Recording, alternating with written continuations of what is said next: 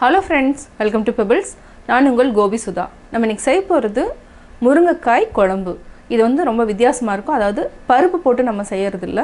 இது வந்து சின்ன வெங்காயம் இது கூட நம்ம தேங்காய் பால் அல்லது தேங்காய் துருவல் நம்ம ஆட் பண்ணி நம்ம செய்யலாம்.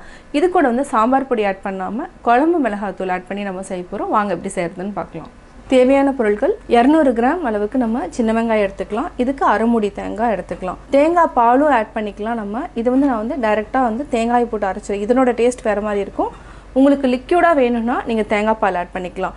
இதுக்கு மசாலா என்னென்ன சேர்த்து போறோம்னா 3/4 டீஸ்பூன் அளவுக்கு மிளகாய் தூள், 2 டீஸ்பூன் குழம்பு மிளகாய் தூள், 3 டீஸ்பூன் மல்லித்தூள். இதை வந்து நம்ம நல்லா வறுத்துட்டு அரைச்சு பேஸ்ட் பண்ணி தனியாக எடுத்து வச்சுக்கலாம்.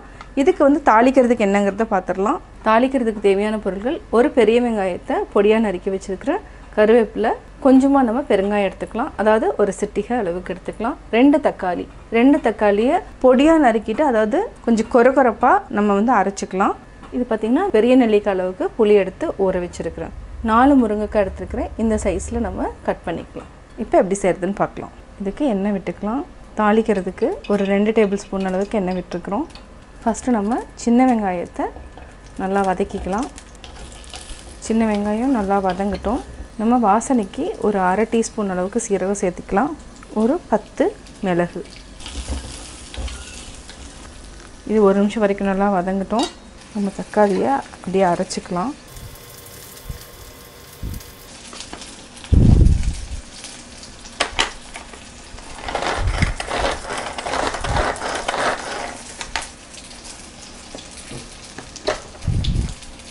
இந்த மாதிரி கொஞ்சம் அரைச்சிக்கலாம். வெங்காயத்தை நல்லா வதக்கிட்டோம். இப்போது குழம்பு மிளகாய்த்தூள் 2 டீஸ்பூன், மிளகாத்தூள் ஒரு 3/4 டீஸ்பூன், மல்லித்தூள் 3 டீஸ்பூன். இதெல்லாம் அப்படியே வதக்கிக்கலாம். பச்சை வாசம் போகிற வரைக்கும் நம்ம வதக்கிட்டு ஆஃப் பண்ணிவிட்டு தேங்காய் போட்டுக்கலாம். இதனோட சூடே வந்து போதும். இப்போ நம்ம கேஸ் ஆஃப் பண்ணிக்கலாம். தேங்காயை ஆட் பண்ணிவிட்டு இதையும் சேர்த்து நல்லா வதக்கிக்கலாம். நல்லா ஆற வச்சுட்டு அரைச்சி தனியாக எடுத்து வச்சுக்கலாம். ஃபஸ்ட்டு முதல் வந்து அதாவது ப்ராசஸ் 1 நம்ம இந்த மாதிரி அரைச்சி தனியாக எடுத்து வச்சுக்கோ. சின்ன வெங்காயம், தேங்காய், மசாலா இந்த 5 பொருளையும் நம்ம வதக்கிட்டு அரைச்சி தனியாக எடுத்து வச்சுக்கலாம். 2வது ப்ராசஸ் நம்ம தாளிச்சுக்கலாம். இதுக்கு ஒரு 3 டீஸ்பூன் அளவுக்கு நல்லெண்ணெய் விட்டுக்கலாம். நல்லெண்ணெய் நல்லா காஞ்சதுக்கப்புறம் கடுகு அரை டீஸ்பூன். கடுகு நல்லா பொரிஞ்சதுக்கப்புறம் ஒரு பெரிய வெங்காயம், ஒரு பச்சை மிளகாய், கொஞ்சமாக கருவேப்பிலை, இது கூட பெருங்காயத்தையும் நம்ம சேர்த்து தாளிச்சுக்கலாம். இப்போ பெருங்காயம் ஆட் பண்ணிக்கலாம். 30 செகண்ட் வரைக்கும் நல்லா வதக்கிக்கலாம். அரைச்சி வச்சுருக்கிற தக்காளியும் ஆட் பண்ணிக்கலாம்.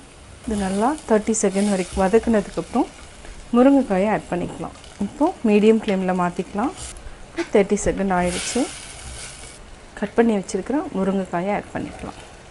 முருங்கைக்காயை போட்டோம். தேவையான அளவு உப்பு ஆட் பண்ணிக்கலாம். கல் உப்பு 3/4 டீஸ்பூன் அளவு போட்டுக்கிறேன். இது வந்து மினிமம் வந்து ஒரு 7 மினிட்ஸ் வரைக்கும் நல்லா வேகணும். அதாவது முருங்கைக்காய் நல்லா வேகணும். ஒரு 5 மினிட்ஸில் நம்ம நல்லா வெந்ததுக்கப்புறம் புளி ஊற்றிக்கலாம். 5 மினிட்ஸ் ஆகிடுச்சு.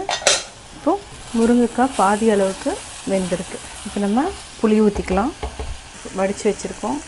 நம்ம உப்பு ஆல்ரெடி ஆட் பண்ணிட்டோம், அதனால் செக் பண்ணிவிட்டு ஆட் பண்ணிக்கலாம். இது வந்து நல்லா வேகணும். இது வந்து மினிமம் வந்து ஒரு 5 மினிட்ஸ் வந்து நல்லா கொதிக்க வச்சுக்கலாம். மூடி வச்சுக்கலாம். இப்போது எண்ணெய் வந்து லைட்டாக பிரிஞ்சு வர ஆரம்பிக்குது. இந்த ஸ்டேஜில் நம்ம ஆல்ரெடி சின்ன வெங்காயம், தேங்காய் வந்து அரைச்சி வச்சுருக்குறோம், இதை ஆட் பண்ணிக்கலாம். இதை நல்லா மிக்ஸ் பண்ணிக்கலாம். கொஞ்சம் தண்ணி ஊற்றி நல்லா கொதிக்க வைக்கணும். கொதிக்கிறது வந்து ஒரு 7 நிமிஷம் வரைக்கும் நல்லா கொதிக்கணும். அதாவது கொதிச்சதுக்கப்புறம் 7 நிமிஷம். இப்போ தண்ணி ஊற்றிக்கலாம். இன்னும் 1 டம்ளர் வரைக்கும் தண்ணி ஊற்றிக்கலாம். இப்போது கொஞ்சமாக உப்பு போட்டு ஒரு 7 நிமிஷம் வரைக்கும் கொதிக்க வச்சுக்கலாம். தேவையான அளவு உப்பு ஆட் பண்ணிக்கலாம். நல்லா கொதிக்கட்டும். 7 நிமிஷம் ஆயிடுச்சு. இப்போ பார்த்திங்கன்னா எண்ணெய் நல்லா பிரிஞ்சு வர ஆரம்பிச்சிருச்சு. இந்த ஸ்டேஜில் நம்ம ஆஃப் பண்ணிக்கலாம். சுவையான முருங்கைக்காய் குழம்பு ரெடி. முருங்கைக்காய் குழம்பு எப்படி செஞ்சீங்கிறத பார்த்தீங்க. நீங்களும் வீட்டில் ட்ரை பண்ணி பார்த்துட்டு உங்களுடைய கமெண்ட்ஸ் எனக்கு சொல்லுங்கள். பிடிச்சிருந்தா லைக் பண்ணுங்கள், மறக்காமல் சப்ஸ்கிரைப் பண்ணுங்கள். என்னோட குக்கிங் வீடியோ முடிஞ்சதுக்கப்புறம் பார்த்தீங்கன்னா ஒரு திருக்குறள் வந்து நீங்கள் பார்க்கலாம். உங்கள் குழந்தைகளுக்கு நீங்கள் சொல்லித்தரலாம். பகைநில பல்லார் முன் சொல்லல் நயனில நட்டார் கண் செய்தலின் தீது. கொடிய செயல்களை தன் நண்பர்களிடத்து ஒருவன் செய்வதை விட பலர் முன்னிலையில் பயனில்லாத சொற்களை பேசுதல் தீமையாகும்.